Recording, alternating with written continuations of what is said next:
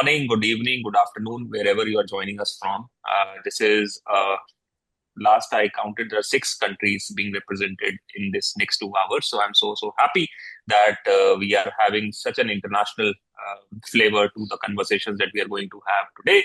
This is the first virtual uh, podcast or webinars we are doing as part of our virtual career counselors roundtable at Intersect by Masters Union. Just last week, we concluded our Intersect by Masters Union high school roundtable, high school leaders roundtable, and now we are focusing on the high school career counselor. So I'm so happy and honored. As usual, I am your host, Ankur Bora, Head of Institutional Partnerships at Masters Union, the Project Director for Intersect. For those who have been uninitiated and who do not know, even after my so many of WhatsApps and emails and spamming you right, left, right, and center, Intersect by Masters Union is a community that we started building 3 years back at Masters Union. Masters Union is a tech and business school located in Gurugram in Delhi NCR, India. We are very high on bridging the industry academia gap, learning by doing. And through that motive, we started this community to bridge the gap between, I think, 4 of the major stakeholders in helping students transition from schools to universities. The first is definitely the school leaders. So we wanted to bring school leaders closer to industry. We also wanted to bring the career counselors working in high schools closer to the industry. So we have school leaders, high school career counselors, and we also thought about bringing together independent career counselors closer to the industry. So 3 major segments of our community Intersect, which we have about close to 1,000 plus members. There have been 5 physical editions of Intersect by Masters Union hosted on our campus annually. And I'm pretty sure that many of you have attended our on-campus events as well. I know Shelly, Prabha, Rema, and they have been at our campus. So I'm so happy that after quite some time, we are having them back on the Intersect platform. And today is a very interesting day because we are going to start with one of my favorite countries.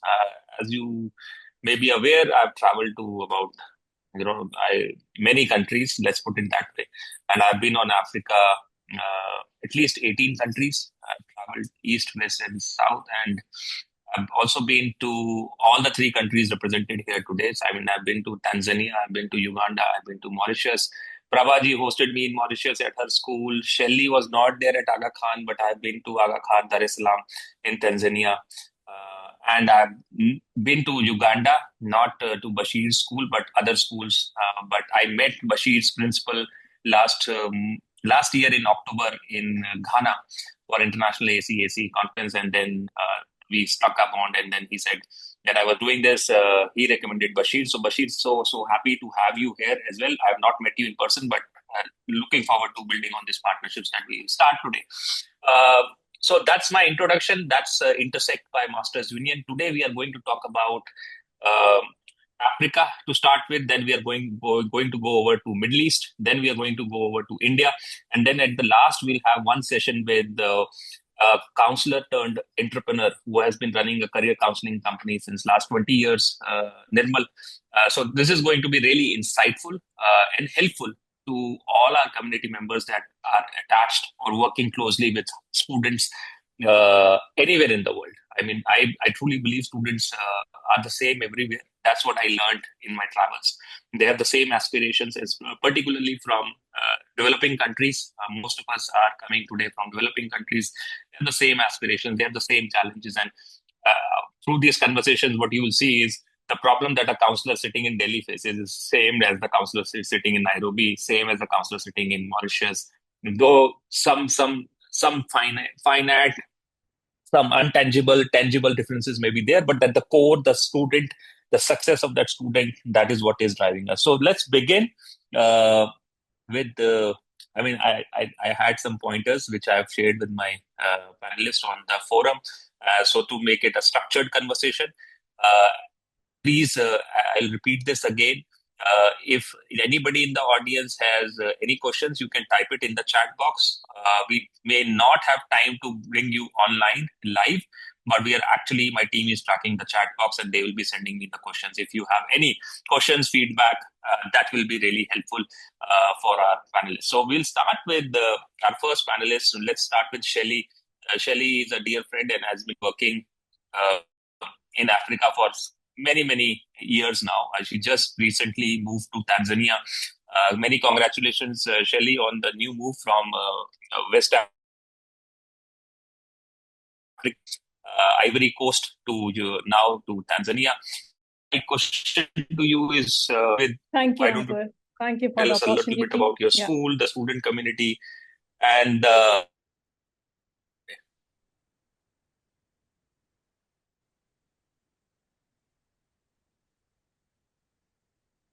Shelly, we can't hear you.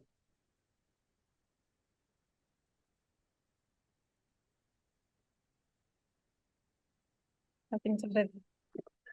Yeah, so can you hear me now? Can you hear me? Yes, I can hear you. We can hear you. Yes, Shelly, we can. Okay. Yeah, Shelly, go ahead. Now we can hear you. Sorry, it was my bad. Can you hear? Yeah. Okay. Yeah. So thank you, Ankur, for this opportunity to participate in this panel discussion. So as you mentioned, I moved from the West Africa to the East Africa, and I'm now the University and Career Guidance Counselor and the alumni lead at Aga Khan School in Tanzania. So Aga Khan is a big network of schools. We have 200 schools globally, and my school particularly is offering IB curriculum. So in the context of our school, how we are doing counseling, if I say when we look at the broader context of Africa, one of the most significant statistics is that continent's demographic advantage. And Africa is projected to have nearly 500 million young people under the age of 21. So by the end of the century, which is much bigger than compared to Asia. So in that context, the responsibility on the counselors is tremendously big.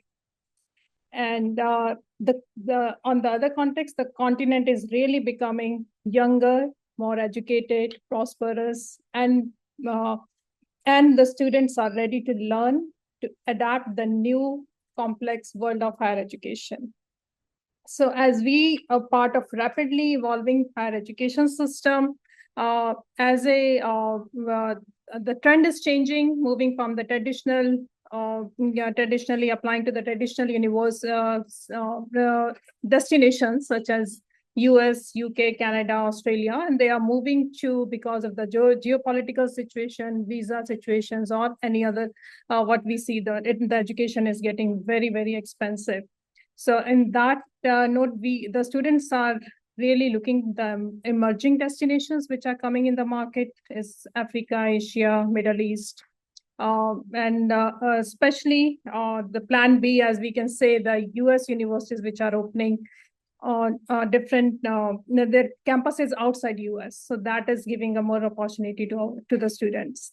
The other students accessibility we are trying to give the accessibility about the quality education, low fees, looking for those universities who are giving more scholarships, who are giving more financial aid, and making the industry connections. So this is what is changing now from going to traditionally to the towards the changing the destinations, going to the international branch campuses. So this is what is the latest what is happening. So the internet wasn't good, Ankur. Did you ask this any connected questions with that? Also, I just wanted everybody to understand that what kind of school you are representing, the student community that you come from, and Are we losing you? Can you hear me? Prabha or Bashir, can you hear me? Hi. Can you confirm? I think both Prabha, side can you hear me? We can hear you. Yes, we can hear you, Ankur. So I think Shelly's internet is playing out. Why don't we go to Bashir and then we go back to my internet, okay. Shelly? Yeah. Bashir, if you can, answer the same question. The school you represent, the student community, and any key motivations that you're seeing or key trends that you're seeing in your student community for transitioning to universities. I guess I cannot open up my video. If you will help me activate it, I'll be very happy. Why can't you do that? Let me just try it. Ah, Yeah, go ahead. okay. I'm very glad, like you said, I'm very glad to be on this panel and to share with like-minded people. I'm also very thankful for the invitation. And I also thank you, Ankul, for arranging such kind of panels where we are able to share and relearn and learn. Yeah. So in East Africa, I come from Galaxy International School, obviously in Kampala, which is the capital city. And we are educating students from 2.5 years to 19 years of age and offering a full Cambridge curriculum. Within this scope, we have over 500 students and we have more than 52 nationalities.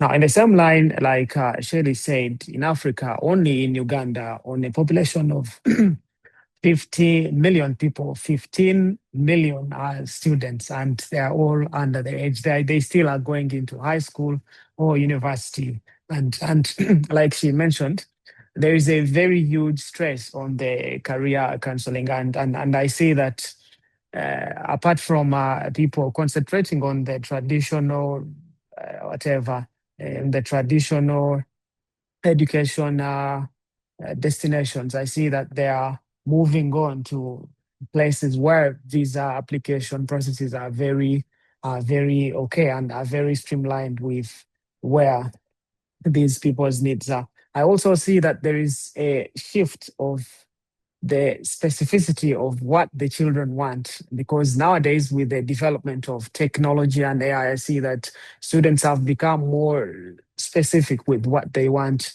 and where they want to be and exactly what they want to do. So, in that regard, students are very well. And again, that brings a opportunity to the career counselors to be able to guide these students. So again, in that regard, I could say, so our counseling approach at Galaxy is away from a long time ago. We used be to be doing a lot of work during the final years of the students, but now I see that we have aligned all our activities, all our yearly calendars with everything in line with what universities want with certificate programs. If a person needs any documentation, we make sure that our curriculum is aligning with the documentation that the university requires. In that regard, we are starting from the young age, I could say, also incorporating career counseling lessons. Like I said, we have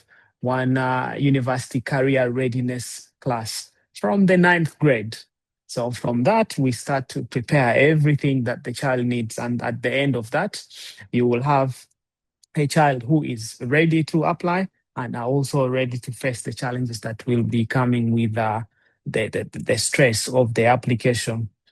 Also, in our school, again, I'm seeing that children are moving to now destinations like Asia and China and Kazakhstan very recently. Also, the parents are looking for where the investment is more valuable and things like that. So, in that regard, I could say. And then to end for universities, maybe someone from the university who is listening, I would advise that the application processes and requirements are aligned with the context of East Africa, because sometimes you see that there is a requirement, but then it doesn't align with what we are offering or what is currently available locally. So I would like to see that universities are updating their application portals in regards with the changing curriculums of countries in East Africa and Africa at large. Also, I've seen a shift of universities now coming on ground. They are attending our virtual or they are attending our career fair. So that is also a very good thing. And then maybe lastly, I would like to see universities do is to make more partnerships with the schools in East Africa, because that is also more important than ever before. Thank you so much, Mr. Uncle. No, thank you so much, Bashir. You touched upon the career fair. I think you are hosting one in September, right? In Uganda, where you have Yes, many schools. last October we hosted one, and we were able to attract 65 universities. Now we hope that this year we have 100, maybe more than 100, because the more you interact with the student, the more the student feels even more belonging and closer to the university, and the more they feel they want to go there. So it would be a very good thing to attend such fairs, especially 100 organized by the schools universities locally. in Uganda, and I say you should collaborate with maybe Shelly in No, Tanzania we and are have that. already doing it, Uncle. We are already doing it. We have Wow, already up kar. asked the Uganda universities to come to Tanzania. So it's going to be a 10 days Uh, affair. So it's already happening because I'm there. wow. So So maybe happy in the to hear future this. we could see it go across Africa. So it could be Yes, very yes, nice to see. Because if somebody's flying in from all the way, because lot of cost. exactly. Last time when Bashir and team had invited me, I know Franco had reached out, and it is quite a cost to travel for just one fare and maybe only Kampala. So if you can collaborate with Shelly and we can have probably somebody from Kenya and we can do that East Africa tour, it's easy to then manage the cost also, and that is the peak time. So good. I mean, good. Shelly is already here, and Bashir is already here. Thank you, Bashir and Shelly. Shelly, we lost you earlier. I also want to thank you for introducing your school, but I'm also mindful of the time, so I'm quickly going to move on to Prabha in the really, really good sunlight. Prabhaji, maybe you will have Oh, to change the camera angle because we can't see you. You are against the light. You have to become in. let me आपके just, ऊपर light गिर रही है. okay. So Prabha is a dear friend, and she's from Mauritius, but an honorary Indian. I should inform everybody. If you don't know Prabha, I mean she is known as the honorary Indian in the global counseling circle. करना चाहिए. Prabha ma'am आप चले गए कैमरे से? You are shifting the camera. I'm doing that. Let me hope it's better And now this it is way. perfect. Now we can see you. Yes, yes, Thank go you. ahead. Over to you. Thank you. So, firstly, Encore, just like Shelly and Bashir, I would like to thank you to have been part of Intersect, as well as being on this platform. So, I'm Prabha from the Collège du Saint-Esprit, Mauritius. And my path, my journey has been different from that of Shelly and of Bashir, because basically I'm a chemistry teacher. I've been the Dean of Studies of grade 13. I've been the senior educator, and lately I've been the acting deputy rector. But all along, I've been doing career counseling in the sense that I did my postgraduate certificate in careers education. But unfortunately, in Mauritius, career counseling is not formally recognized. That is, we don't have a career counselor as such, but career counseling is being implemented in the schools. So when I talk about numbers, since Mauritius is an island, I'm not going to talk about huge numbers. I'm going to talk about my school, where we have an average of 160 students in the leaving cohort each year, which means that we have to cater for these school leavers. But career counseling is implemented all throughout. That is, we start right from grade 7 to grade 13. Though it is not timetable, we don't have classes of career counseling, but this makes it a shared function of the school. That is, together with myself, we have got the subject teachers who are involved. We have got moral values classes that do take up career counseling. We do have the social emotional well-being classes which do implement career counseling. So, for example, we start with something very basic in grade 7. We make the student fill up a questionnaire regarding what they would like to become when they grow up, when they leave school, what are the reasons behind it. And then there is a regular review of that by the student and the parent to make them see how they progress, how their interest changes. We do have at grade 9, where we have got the choice of subjects coming in.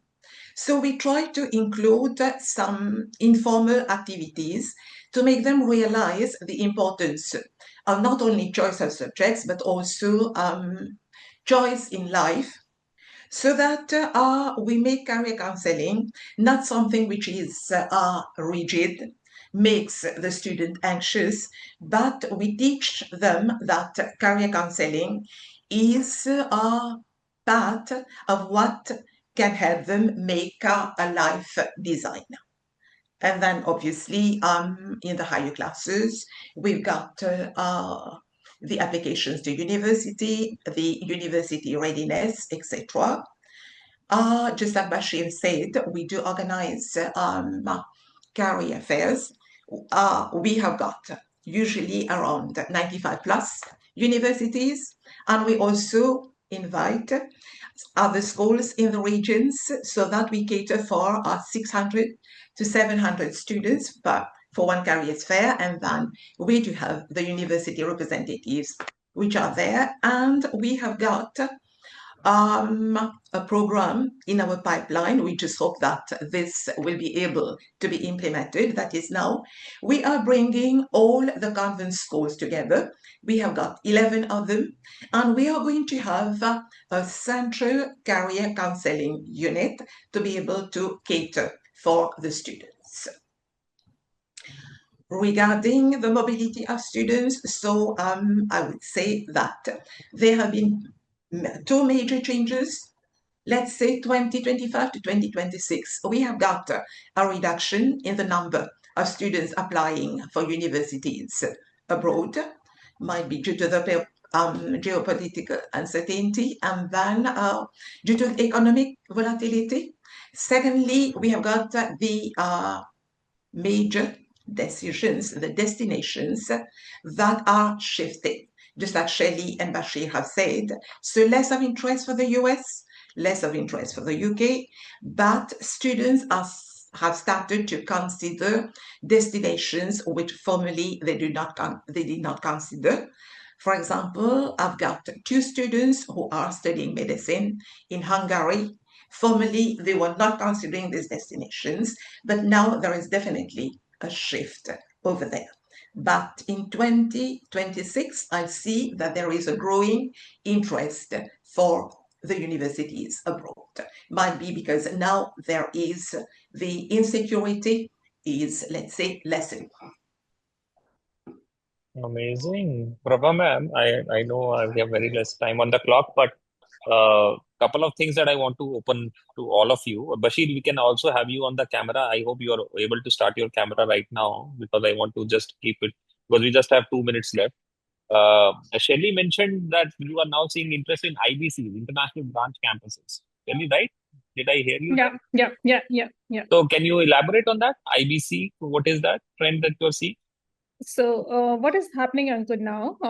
There are two things. When the US stopped giving the visas for around 20 countries of Africa, then we got a message from the US Embassy that what are the American universities outside America? As just like NYU Abu Dhabi, they have campus in NYU in Abu Dhabi and Shanghai, and then American universities in Egypt, American University in Paris, and then RIT has opened in Dubai. So there are so many campuses which are opening. Startmore in Kenya, which are a good option for the students who really wants to continue the in American education. Plus, you also know, being in India, that how many other campuses has opened in Yeah, that's India what I was too. interested in. Yeah, Yeah, मैंने बोला yeah. India, we have started coming, students are coming to Indian IBCs. In India, yeah, yes. So we are introducing that. So that is the job we Very are good. doing.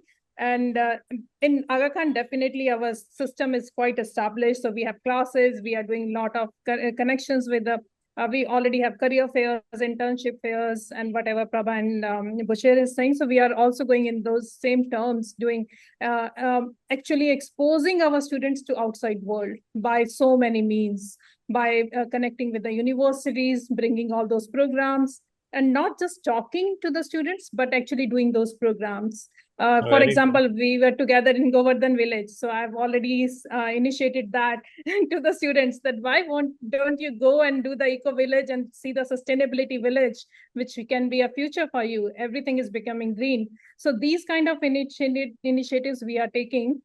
We are doing IIT Madras also, Zanzibar. They have done an AI course on their campus. So those kind of things are happening when the universities are coming, doing partnerships, and we are connecting with alumni. So that's changing a lot of demographic for all the students in Africa. Wow, so happy to hear it, and really interesting stuff. And I think students are like water. They will find a way to reach the destination that they want to. I mean, that's the best analogy I can give here, Yeah, even yeah. irrespective of the headwinds that we are facing in terms of the traditional destinations. I think new destinations. And I want to go to now to Bashir. Bashir, you mentioned you are also seeing students going to Central Asia. I heard you right? Central Asian universities. What was that about? If you can elaborate. Yes, because especially when I say Central Asia, I'm talking about Kazakhstan because we have seen a lot of big tech companies investing in Kazakhstan.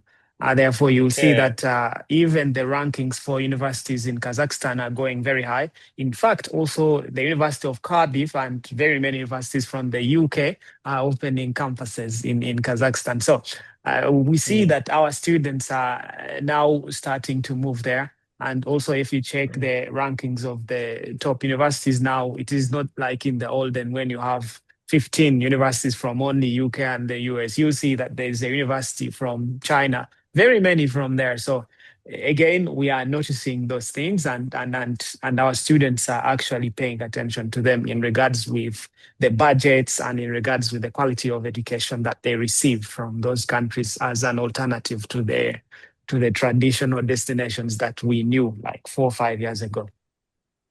So is it like what kind of programs are they going to Kazakhstan for? I mean, is it medical or?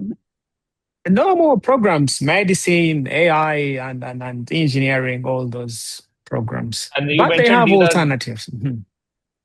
these are international branch campuses also in Kazakhstan of different universities. Yes. I saw University of Cardiff, to be very specific. Only this year, I think, in Kazakhstan. I see that Meta also opened a office in Kazakhstan. I see that Samsung has a manufacturing center there. So with these companies, students actually are offered a job in their second year at university. I have a few students who have been offered jobs in the second year. So I see there is a growing need of workers in that area, and when we notice those, we send students there. God bless you. Thank you so much for sharing that really, really insightful stuff. I mean, both Shelly and Bashir have confirmed that international branch campuses are seeing good interest now.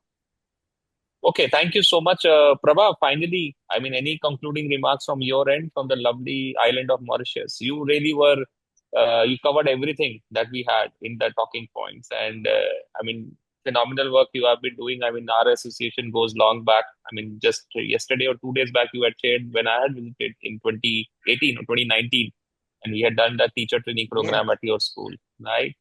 So, anything else that you want to add? Yeah, I'd just like to add that Mauritius is becoming an educational hub. We have got many universities which are setting up branches in Mauritius. We've got Curtin University, which is already there. We've got Middlesex University already there. We've got ENSA, Nantes from France. And we see many students who are coming from Africa to study in Mauritius.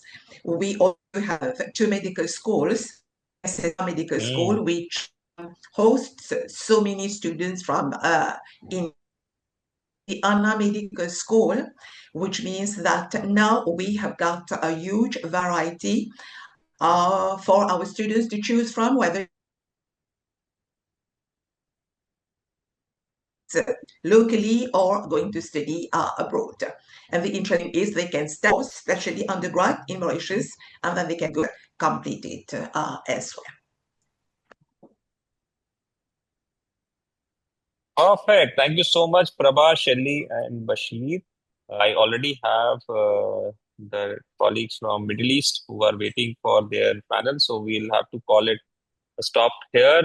But really, really wonderful seeing Shelly and Prabha, really old dear friends here again, both personal and of the community Intersect by Masters Union. Bashir, it's so good to see you and meet you for the first time. You made some really insightful comments, and I really think that we should talk more. Probably we will have you for Intersect next year in 2027 when we are planning it in February. But thank you so much, Shelly and Prabha. I mean, you were fantastic as always. I mean, and thank you so much for giving me time, giving the community time. Really, really honored to have all three of you representing your country's institutions so beautifully here. Thank you. Thank you so Thank much, you. Uncle. Thank you. Looking Thank you, forward to everyone. see you Thank you in so much. Tanzania. Yes. Absolutely. Radhe Radhe. Hare Krishna. Bye. Bye. Bye. Bye. Chaliye. Bye bye.